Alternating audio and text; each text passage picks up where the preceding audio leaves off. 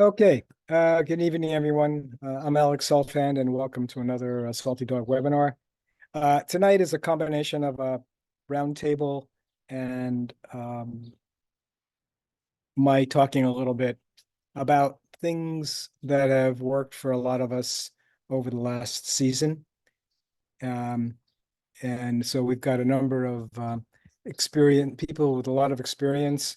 And as you'll see, we had a number of boats that contributed to the information we're going to present tonight. So, uh, as the talk mentioned, this is really about the things that have made cruising a lot more pleasant. And in some cases, it's probably saved a couple of marriages. We're going to talk about some onboard systems, some small and large gadgets in the galley, and elsewhere on the boat, aids to operating the boat, a couple of comments about dinghies, and a couple of comments about some communications. So before I start, apologize for the coughing. There were 15 boats that contributed, and the list is here on the left. And I just kind of like to call out all of them and thank you for your contributions. What I was really happy to see is that we were just about evenly represented by monohulls and cats. So this is not a one kind of boat centric discussion.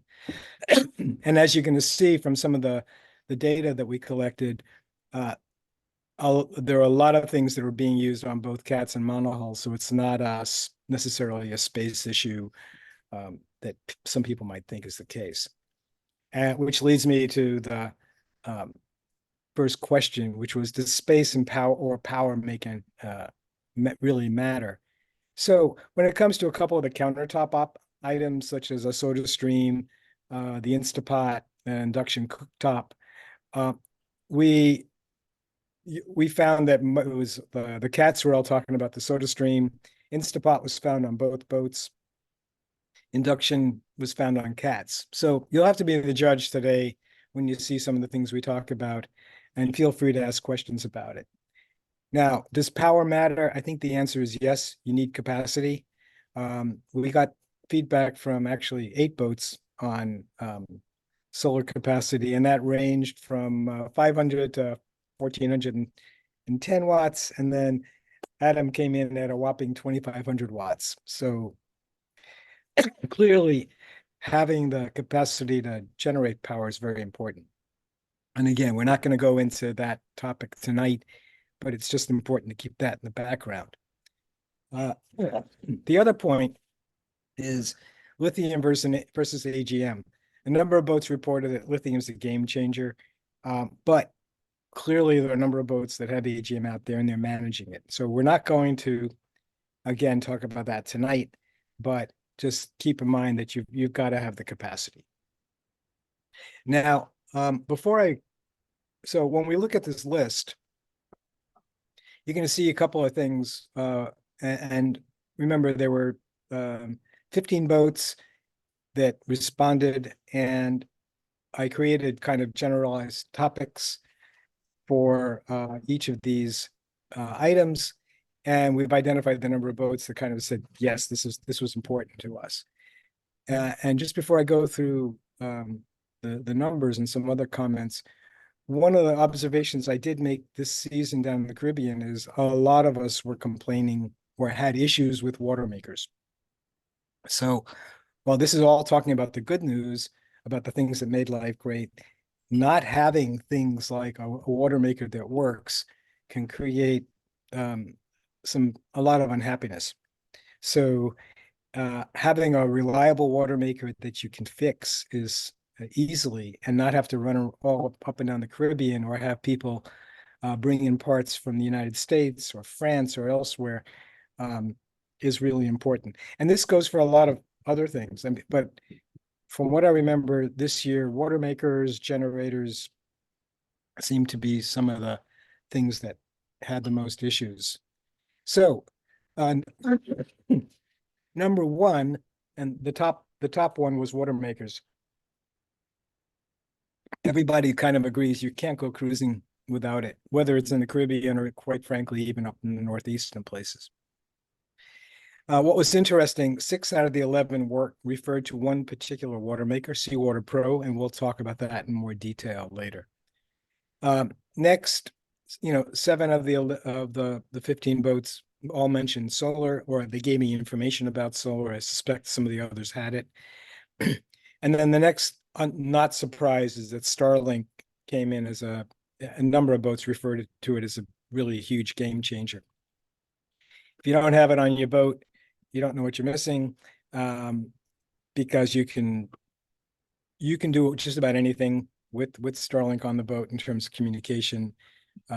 We've used it on passage now multiple times. My crew all loves it.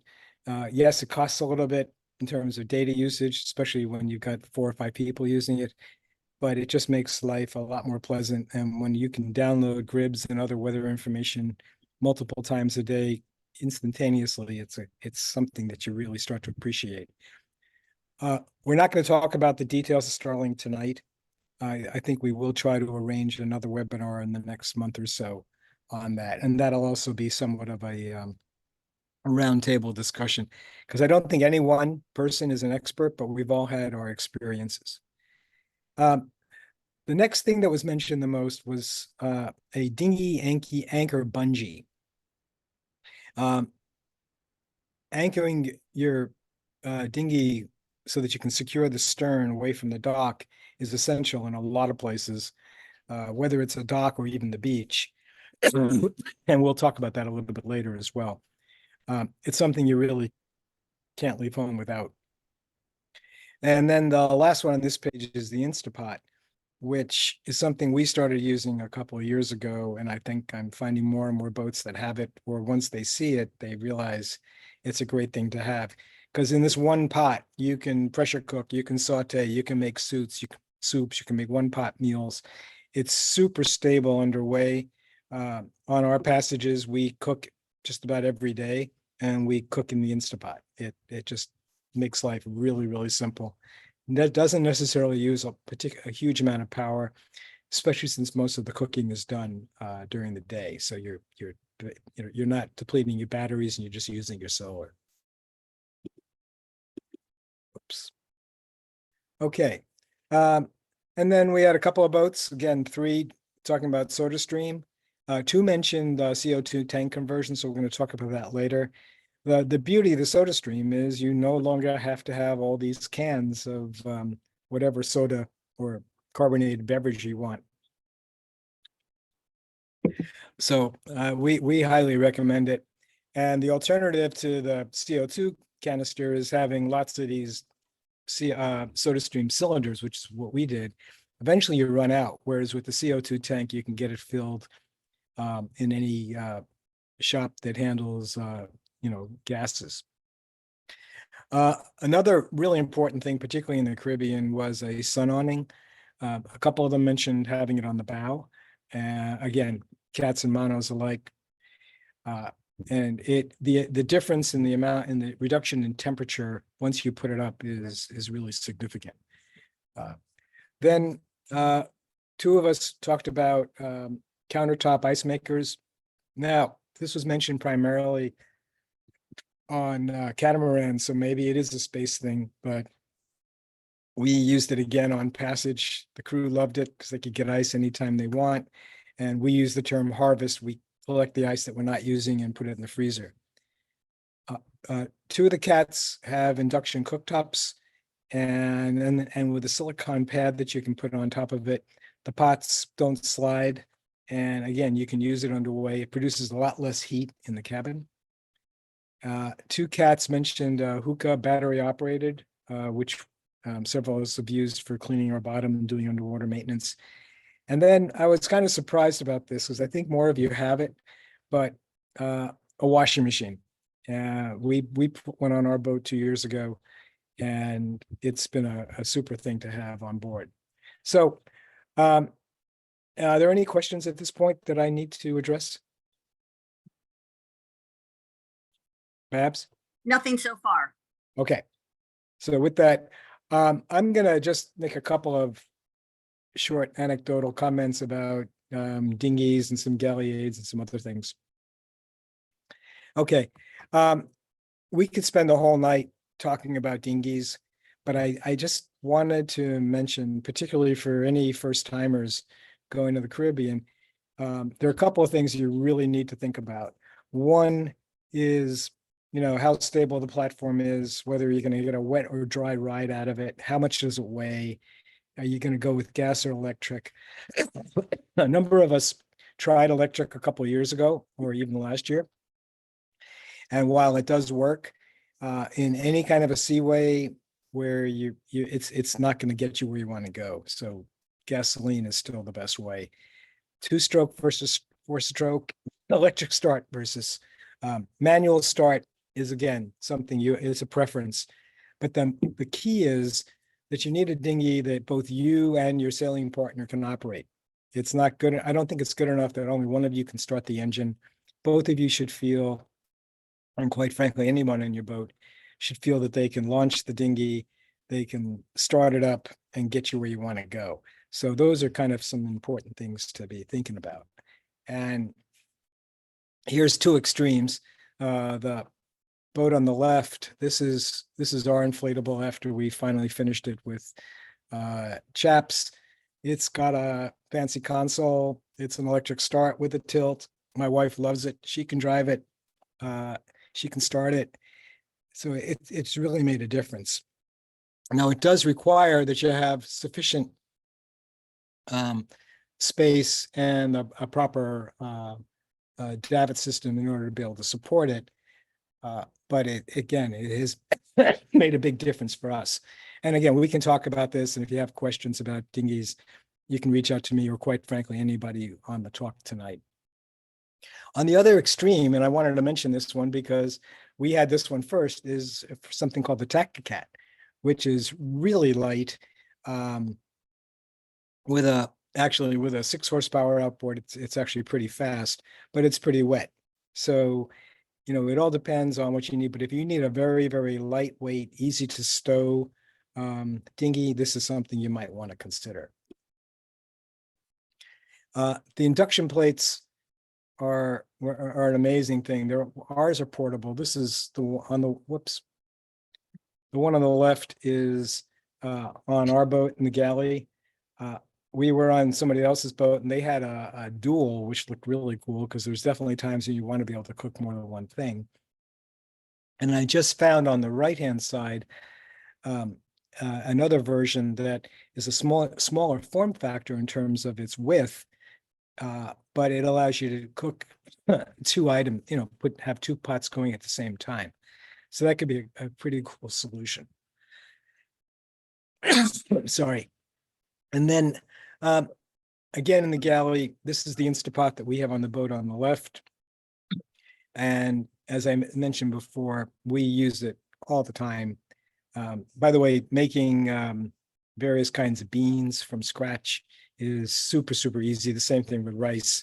So you can use it for any number of things. And then this is not necessarily the ice maker that we have, but several of us have ice makers on the boats.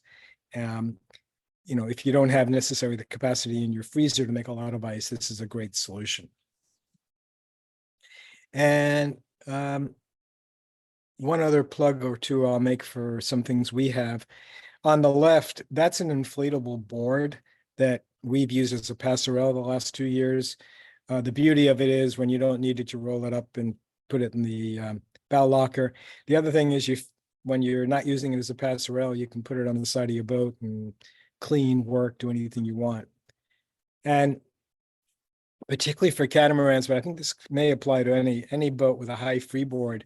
On the right, that is a inflatable ladder that you can hang off the side of the boat.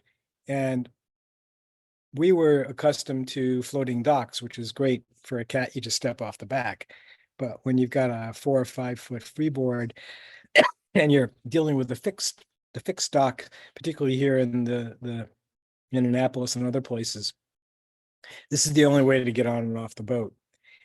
We were introduced to it, something very similar to it a couple of years ago by Cindy, who just led the Delmarva rally up in Maine. And once we found this has made life a lot simpler for us. two other things. Uh, a number of boats, ours included, don't have enough freezer space. I've seen a number of boats with Dometic, and there's another version called Iceco. This is a combination refrigerator freezer, and it's run on DC. So this is something you can put in your cockpit. Obviously, it comes in different sizes, but the key is it'll give you some additional freezer and refrigerator space that you might not otherwise have. And I think this is something we've had now for 2 years in the boat. We splurged and got one where we have actually 5 headsets, so the entire crew and myself are able to communicate. We don't scream anymore. We look really cool when we come to the dock, and we just kind of get tied up. Nobody hears the things that we're saying to each other. So it can make, particularly on, you know, a larger boat where communication between the stern and the bow is limited, and on cats where you've got a lot of width as well. This makes a lot of difference. Yes, you can do things with hand signals, but when you're bending down to try to do something and you still want to pass a command back to the person at the helm, this is the way to do it. And by the way, you can mute them so nobody has to hear anything when you're in the head. Something we added last year was a freshwater filter in the galley. This has cut down significantly on the amount of bottled water that we use. We still have a lot of bottled water on the boat just in case everything fails, but this has been a real pleasure to have on the boat. And I think my last comment is our Korean washing machine. I think you can get one now from Australia that speaks English.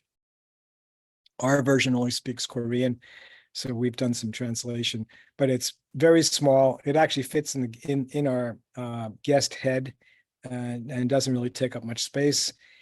And you can do a lot, you know, in terms of washing. We can dry with it, but typically we air dry, and it just gives you the freedom of getting your clothes cleaned.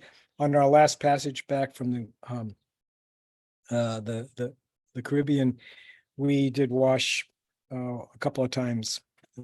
So everyone was really happy. The crew was happy. They had, you know, clean clothes. So it's definitely worth thinking about. So with that, I'm going to stop coughing and talking and turn it over to Phil, who's going to, on Parallax, is going to talk about Seawater Pro. Alex, Yep. before we go on to Phil, Yeah. Joan just asked, what brand of headset do you use, and has it lasted more than 2 years? I think there's always an issue with the batteries in these as well. Okay, so we have the version that you see here, and we're on the second, maybe 2.5 years with this set. We have 1 or 2 batteries that are no longer, I think only 1 battery that's not taking a charge anymore. We have a battery charger on board. Well, it comes with a battery charger.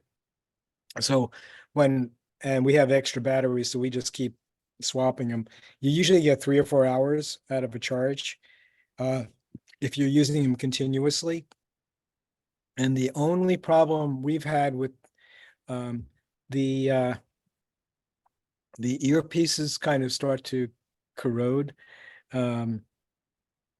but they actually sell replacements, and they're not too expensive, so we've done that, and it's pretty pleasant.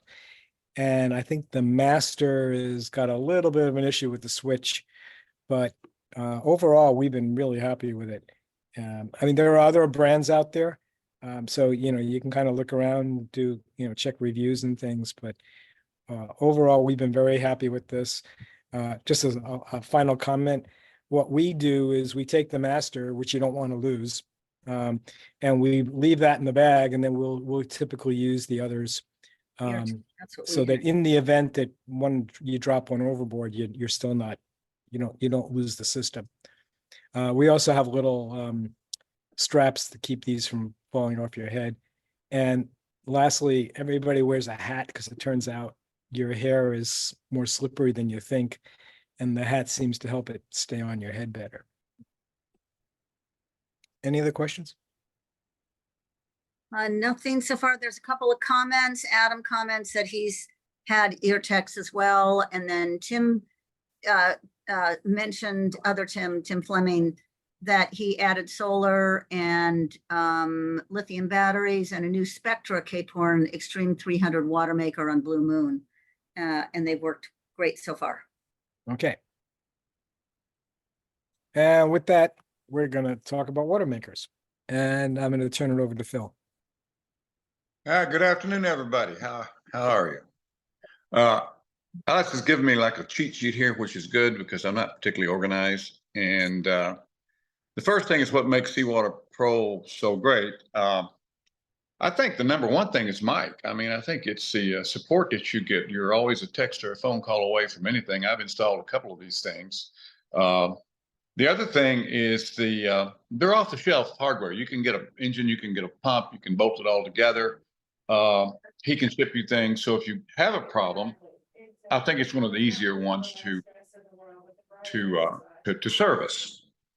But the service, I think, is the best. I mean, with Mike, you call him up, you can discuss some problems. I first started installing water makers in 2007, if you remember the little village, and I've had Spectres, and now I've had this brute force kind of thing. And it has been, I've had it now 5 years and have improved it, a better lift pump and a better pressure valve, but it's still the same system. I'm still running on the same membrane.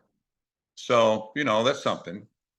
You install it and build it yourself. The first one I had, I think, was 2018. I had just sold my Spectre on eBay. I called Mike up. He shipped me the unit, and we discussed what I would need. I said, look, when I get to Antigua, I'm going to be out of water. So let's make sure I got everything to go. And so when I got to Antigua and that particular passage, we only used 20 gallons of fuel. We used all of our 60, 70 gallons of water, but I didn't even have to go to the marina, had it strapped together, I don't know, 4 or 5 hours. It was on a box in the boat as we made the passage. And so, and again, a couple of calls to him on a few things and had it up and running in a few hours. And simple design. And, you know, I believe in simple. I try to stay away from LEDs. I try to stay away from Bluetooth if I can. And this one is a brute force kind of thing. There's no power recovery. There's no fancy reversing valves. You just have a big pump and a big motor, and you force the water through the membrane, and that's about it. And pressure valve. So, and they're all that way. They're all that way. What makes the difference is the quality of the components. They're all the same design. And so I've lost your cheat sheet. Alec, did you?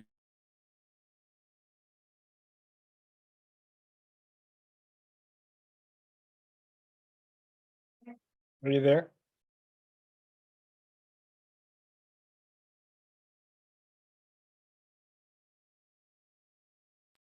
Phil, you're muted, I think, if you need to still be talking. I said I was looking for the cheat sheet, so I probably muted myself. Oh, I put it back up. Okay. So all parts are accessible. It's a standard 4-bolt industrial motor. I looked on his website today. He's now he now has a 10 amp AC motor, single phase, which is, you know, that's 1200 watts. We discussed power in space. If you're using a water maker like this, you're not too concerned with power, because if you're concerned with power, you're going to go either with a DC brute force unit or a Spectre power recovery unit. This is for folks, you know, that have a little luxury with power. But 10 amps, 1200 watts. I don't design anything on my boat that I can't run with the inverter. I don't want to be tied to the generator or anything like that. So everything on the boat can be run off the lithium bank and the solar panel. And this can. And so he's got a lot of nothing proprietary, and he's got a lot of different solutions. He's got single phase 110. He's got split phase 240. He's got European power. He also has direct DC drives, and he's got portable throw-in units. And I think he's sort of gone over to the dark side. I think in a month or two, he's going to introduce a fully automatic LED kind of thing for those interested in that. I told him I would never be interested in that, but I think soon he'll have a fully automatic system. And he does take his calls personally. I sent him a text today and asked him a few questions, and he's always been available for any repairs I had to do or any part switch. We had a little problem with the lift pump. I'm now running a brushless DC lift pump, which is great, which was an upgrade. And I've been using him 5 years, and you can see he steadily improves his product line. The parts that he uses, where he sources it, and he sort of stayed true to his initial theme of making it easy, repeatable, and easy for all of us to use. The downside, I don't think there's any downside. I've now got the brushless lift pump, which is great. The motor is a little loud. It's a 10 amp single phase motor, or it's a 240 split phase if that's what you're running, and that's going to be a little loud, and the pump's going to be a little loud. And I don't think you can. I'm not really sure that you can get around it in this kind of system. So I guess that's about it. One more comment on the power versus space thing. This is this is an example of where those that are doing this 20 years ago, power was king, and you used Spectra and you used power recovery, and you didn't have the power to run things like this. Now a lot of us do, which makes it easier because they're a lot easier and a lot. I've rebuilt a couple of Spectras, and they're great, but there's a lot of moving parts. And I always had a rebuild kit with my Spectra. With this one, it's sort of bulletproof. So I guess that's into my comments on this. So. Okay. Any questions? There didn't seem to be any questions. Adam mentioned that Seawater Pro makes a 12-volt unit, and other Tim from Blue Moon was talking about Spectra, but I mean, I know people that this year, like you said, Alex, there were so many people that had water maker issues this year, and they were really a problem with Spectras and Rainmans, which is what we have to get parts, because they just don't have them down here. Exactly. That's why I thought this was kind of relevant. I know Adam had recently done his upgrade, and Adam, do you have anything you want to add? Just that you got to be very careful because he ships all US spec stuff. And if you've got 15 millimeter PEX in your boat and you think it's the same as 1/2 inch, it's not. That's those damn French boats, Oh, that's great. Okay. Oh, there's one thing that Phil mentioned that I do want to emphasize, and actually we're going to we won't quite touch on it when we talk about the hot water heater, but we've moved a number of things on our boat from the true AC side to the inverter side. If you have a big enough inverter, then your washing machine, you can run, off your batteries. The water maker's running off the batteries. The water heater's running off the batteries. It means that generator is not getting used a whole lot anymore, especially when the sun's out and it's not the middle of the winter. So that's something you should be also thinking about. And with that, Adam, I'm going to turn it over to you, and you can start with the next slide. Well, thanks, Alex. We got yelled at, by the way, in Martinique by a generator guy servicing our generator who told us that we have to run it every 3 days. So we tried to. SodaStream, let me start there. Any of you who know Admiral Gen know that club soda and carbonated water are a very big part of life at sea. Bringing those little canisters and finding them abroad, just not possible. So what I discovered is that for about $40, you can buy this hose that you see on the right and connect it directly to, in lieu of the screw-in cylinder that you find on the SodaStream. So you just literally hose this right into your SodaStream. And then on the other end, you buy a CO2 canister. Now, where do you get one of those? Any welding shop. Although, your ability to get them refilled is limited to a lot of phone calls and really tracking it down.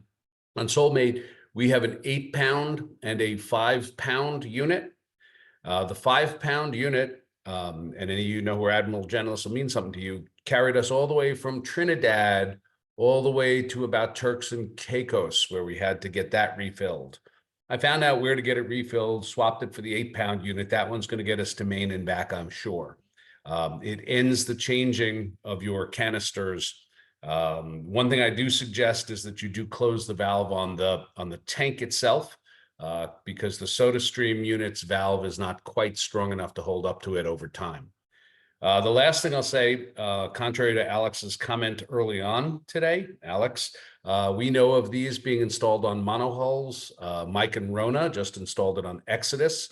They are thrilled to tell us about their through counter installation. So the SodaStream is up top and the canister is down below. Great. I have a question for you. Will that connector go on the Quick Connect pink cylinder version? I don't have the answer. I pulled this today or yesterday off of the site of the guy who sells these hoses. So he showed you a bunch of the SodaStreams that it connects to. I think anything that connects to a normal SodaStream bottle connects on that black side. And the brass side connects to the standard CO2. Right.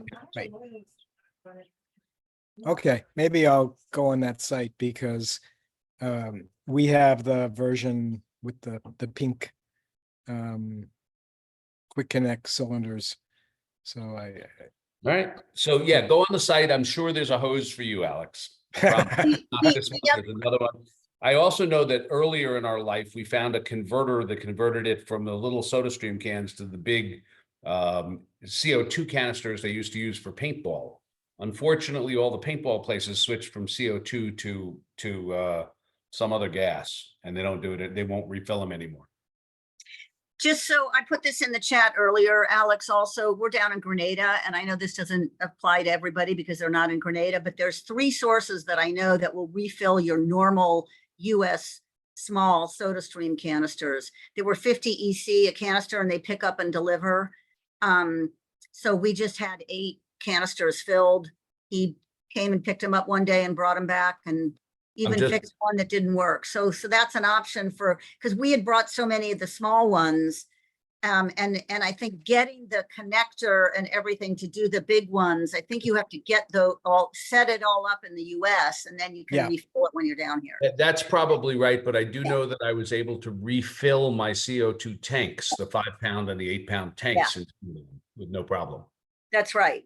That's right. Yep. That's what I heard too. Okay, Babs, were yours canisters the pink kind or the black? They've got a blue wrapper on them, and they screw into the back of our unit. Our unit is fairly old. It's probably from 20. So Babs, the connector I show right here is the one that'll connect right up to your unit. Yeah, I think so. I think that's right. And I think when we go back to the States, we might very well do that as a solution. But, you know, we carry 11 boxes of 2 each regular SodaStream canisters, and we only used 4 boxes up in the 7 months. And we drink soda like we're like Jen. Yeah. We're into it, you know. Well, one 5-pounder held Soulmate for 6 months, so I was really impressed. Yeah, it's pretty good. It's pretty good, and yeah. Okay, that's great. And I just I don't see your chat that have the places there though. The chat that has what? I thought you said that you're putting the places in Grenada. Oh, okay. I didn't. So the one Wine and More is WINE. They're they also hand deliver wine and smoked fish. Wine and More is the people that we used. It's Sabine and Yokan. And then there's 2, I saw on the Cruisers network of the Facebook that there were 2 other places. I can look them up and put them in the chat because I think I did write them down. Okay, thank you. Cool, thank you. Important stuff. Important stuff. We're gonna get a refill. Mike Benjamin was really mad at me because he couldn't figure out where to get it refilled in Puerto Rico, and I did. So. Very cool. Yeah. All right, moving on. All right, so Soulmate, when I got her, the hot water heater only ran when the generator was on, or when you were plugged in, or when you ran the port engine. And I put a lot of solar and a lot of lithium on the boat, and discovered I had a problem with my hot water heater because it kept drawing energy even when I didn't want it to. And so I went down to the engine room constantly and would turn on and off the circuit breakers. And when that frustrated me enough, I built a timer for my hot water heater. So on the right side, you see me. I'm sorry. Oh, all right. There you go. And so what I did is there's a little circuit is there on the saltydog.org piece of paper, because that was the largest scrap of paper I could find on Soulmate. I'm happy to share with anyone the circuit diagram and the actual components you need, but it's just a relay, a digital timer, and a switch. And so if I flip the switch, a little green light comes on, and if I push the button, the hot water heater goes on for 1 hour, which is enough, I computed, to be able to heat up my entire tank 20 degrees centigrade, and thus have hot water, and then it shuts off, and I don't have to worry about the thermostat drawing down too much of my battery. So that's all I have on that one, Alex, but I'm happy to share with anybody how I did that. It's about $100 worth of parts probably, and it saves innumerable problems of drawing down your battery using hot water. Yeah, I want to vouch for this. I mean, we put in a separate switch that was more accessible than having to crawl into the engine space. But this looks like a great solution. So I'll talk to you later about getting the details. Absolutely. I'll show you the components themselves. All right. Boat mooring springs. I can't speak enough about these. They've really helped us out a bunch of times. You see two pictures here of Soulmate docked at Pumice del Mar in Puerto Rico, where their docks are known to be particularly unfriendly, like really unfriendly. And constantly people have lines getting torn and cut. And so there's two pieces to this. One is we use a chain, as you see in the stern of the boat on the left-hand picture, to go around a bit, or in the bow of the boat to go around a cleat. But after that, we have these springs, and they are literally that. They are really, really heavy-duty springs, which have had other uses aboard Soulmate and indeed aboard Compass Rose, Alex. But in this particular case, you'll see that I tied a bow line and a spring line to each of the two springs, physical springs, and it just takes up all the motion of the ocean. It just absorbs the shock. So I don't worry about having 20 inches, as you see there in the bow, of bow line. I don't need to have enough to spring the boat, because there's a physical spring there that springs it. And chafe is irrelevant, because all of our lines are tied to something nice and soft, smooth on the outside. And the chains and the spring themselves are taking up all the chafe on the inside. Alex, any thoughts about your use of them? Well, we used it in Antigua at Nelson's Dockyard when we were on the Sergi side of Nelson's, and again, it cut down the noise and the shock every time the boat would pull away from the dock. And I've been elsewhere where we have not had those, and wished we did, because Yes. I mean, I'm just thinking, Alex, you know that great sound you always get from your cleats that are tied tightly to the dock, that like stretching sound. Yes, And when you use this, it takes it away. right. Not to mention it probably reduces the stress on the Cleats and stuff. the cleats on the boat. So And the years between rebedding your fittings, right? exactly, and the fiberglass work that goes on in between. Exactly. Yep. So I'm a big recommender of having a set of springs, and if you have the springs, you need the chains, because the chains are what keep the springs in a good position. So you just simply put the chain around the right thing. You see on the left, I actually circled the chain around a bit and then ran the end off and shackled it to the spring. On the forward one, I just made a loop out of the chain and threw it right around the cleat. Yep. Now I know they sell another kind of it's a rubber bungee, very, very heavy duty, that sort of does the same thing, but that requires it get wrapped around your line, so you still have the line going to the dock, which means there's a chance for some chafe someplace. Whereas I think these are not cheap, but this is I've got 4 of those rubber bungees aboard. My concern is that they're never where I need them when I need them. And I don't mean being able to get them out. But now you have to take your line and you have to actually run it around that rubber thing where yesterday you used your line at a dock where you didn't need it. And getting them out and setting them up is way harder than this. This is super, super simple, super chafe resistant. That's why I like them so much. And, you know, as you see, you just do a long spring and a bow line, and the physical springs take up all the shock load. Yeah, no, I think this is the more I've now experienced the surge in places, the more I think this is a great solution. Which is why we talked about them. This is why I'm here. All right, cool, Alex. All right. This is kind of deep, guys. So I'm gonna admit that my wife thinks I'm not nuts. That is that I spend all my time with knots and splicing and putting things together. If you do any splicing of your lines, you probably have a FID. If you do any splicing of older lines, you probably have had drawn conclusions that there are certain things you can't do.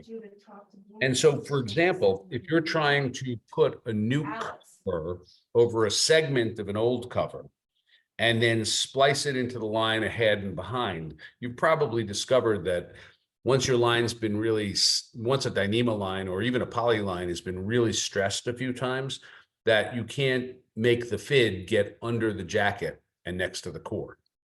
And a soft FID is kind of a remarkable invention. They make them in several different sizes. I only have the middle size, which is 8 to 12 millimeters. It enables me to splice into lines that otherwise would be impossible, and I can even use a winch to do it. So these are made of Dyneema. They draw your line through or jacket through. You can use a winch to do it. And so if anybody's ever been stuck with something that they wanted to splice through that couldn't happen or wouldn't happen, the soft FID is an incredible thing. It's about 30 or 40 bucks to buy one. I recommend having it aboard. Mark and Lynn on Roxy will tell you that's how I fixed their halyard. I will tell you I fixed my own halyard when I had a little bit of a failure. Just on my passage north from north to Beaufort, North Carolina recently, and I was able to fix it underway on an old line, which I never could have done with any other splicing tool. So spend 40 bucks now, and then radio me when you have the problem, and I'll show you how to use it.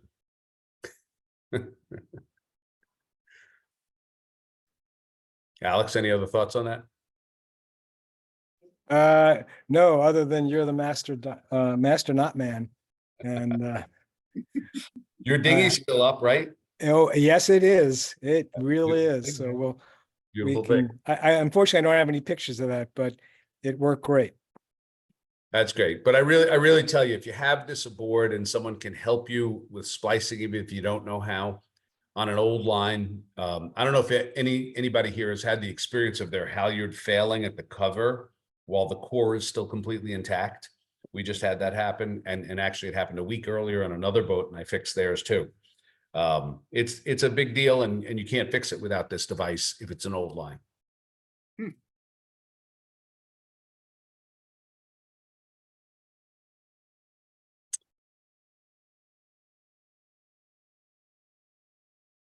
Tim's up. Yep, Is Tim? it's you. Yep. Oh, we're on. Yeah. Hi, so this is a quick fix for a problem most of us face, I think. We catch a lot of fish on passage, and I got tired of being on my knees and straining my back, especially when it comes to fillet them. It's one thing to kill them on the deck, but I wanted to stand up to fillet them. So I first made this table for monohull, and using a couple of Mantis rail clamps, attach it to the side rail of the monohull. But then we've got a cat. As you can see, we just happen to have two stanchions on either side of the rear steps, the rear sugar scoop. So then I was able to put a couple of fish holders on either side, and then got two rod holder grill mounts, which are basically adjustable tubes, and they slot into the rod holders and are attached to the table underneath. The table is just a piece of like 15-inch by 3-foot starboard or AZAC or any kind of polypropylene. And then I have a pressure treated 2x4 running across attached to the grill holders. It's adjustable, and now I can stand upright, not be on my knees. And it's also on the rear, so all the guts and stuff go overboard. And I've got my wash down there as well. So that was the solution well underway. We've been in 5 to 7 foot chop, and I can still stand there without falling off. So it seems to work very well. And there's a question about where you, from Adam, where you stow the table when underway and it's not in use. So it is highly portable. Yeah, the rod mounts are, as you can see, they fall flat. So I just put it, I have like a shelf above my dinghy on the rear dinghy davits, and I just stow it, strap it to that so I can pull it off when I need it. And I will tell you that the difference, we caught like 7 fish on the Passage, and we catch fish all the time. The mess, just the blood and guts, the fact that it's on the table and that he just kind of then whooshes it all, into the sea is just, it's a game changer for me, because it's just not all over every place else. I used to enjoy bringing it into the cockpit though on the monohull, because like, a cat bringing in a mouse into the house, I could display my catch, but Babs finally threw me out of the cockpit. So this is a good solution. It also doubles as a workbench.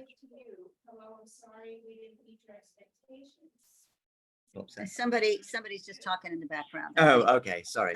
Yeah, exactly. And you saw the little bonita that was on it. But he fillets mahi and wahoo and everything. So it is the size that it is. So they're somewhat limited there. Put do an appendectomy on it as well if you need it. Okay, next. I didn't know you were that talented.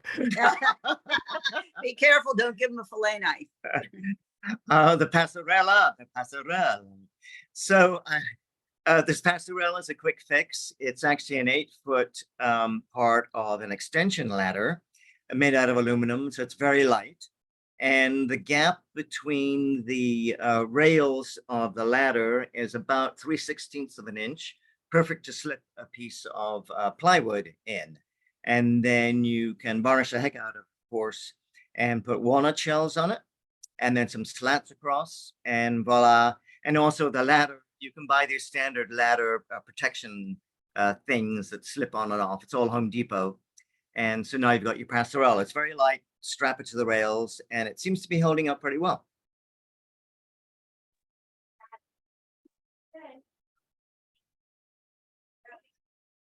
Okay. Anchor you want- bungee. Yes. You can buy these, they're called Anchor Buddies.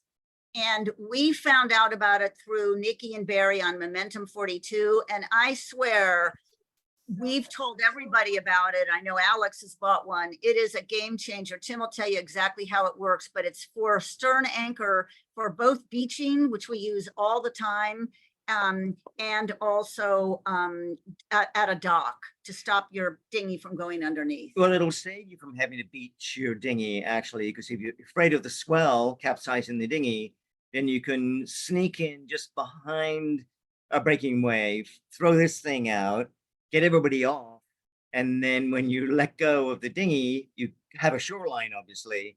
This will pull the dinghy back out of the swell to safety, out of the swell crashing on the beach. And then when you're ready to board the dinghy again, you just pull it in and everybody gets on board and away you go.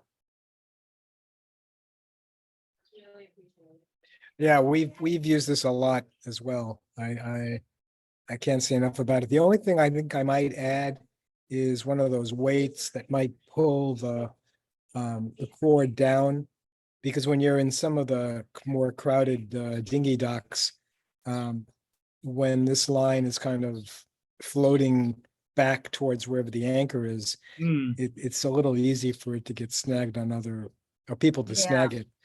So I think that I forget the name of the weight that you put on it. But Yeah, that's a good idea, but we have thought about that. And there's a comment in here that says, look at Wave RX, that it might be better quality than Anchor Buddy. I'm not sure about the Wave RX, but with Anchor Buddy, the shackles are crap. So you do need to replace the shackles on both ends.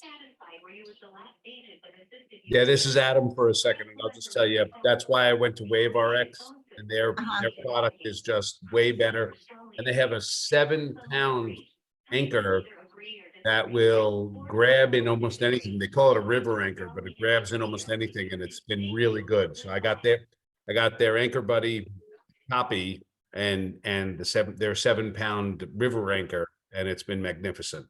Oh, that's great. We bought the secondary anchor in Antigua, and had a friend bring in the Anchor Buddy from the States. But you can Awesome. order, you know, so Yep. whatever it is, they're cheap and they're great. Adam, can you put the name of the did. version that, oh, you did? He did. Okay. Yeah, I'll, he did. It's in I'll the grab chat. I'll grab an Amazon link. Hang on, and I'll post it in a moment. Okay. All right, so we're at the end. I can stop sharing this and. So do we have any other questions? No question should not be asked because you think it's not a good idea.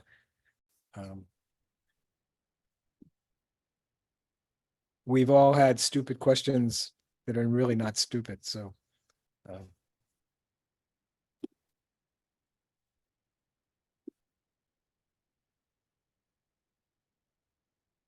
I'll give a plug. This isn't a question, Alex, but I'll Sure. give a plug for, we have a little Milwaukee vacuum cleaner, you know, that has rechargeable batteries. And I don't remember whether I put that in my list when I sent it to you originally, but I have to tell You did.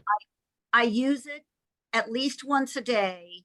You can change the filters, but you can also just empty the filters. So I've used maybe 4 filters throughout the sort of 7 or 8 months that we've been on the boat. And it is just a terrific thing to have, because keeping your boat clean is really a hassle, particularly on passage when you have crew. And so I would just do a quick vacuum, and it really eliminated a lot of the hair and dirt. Was handy.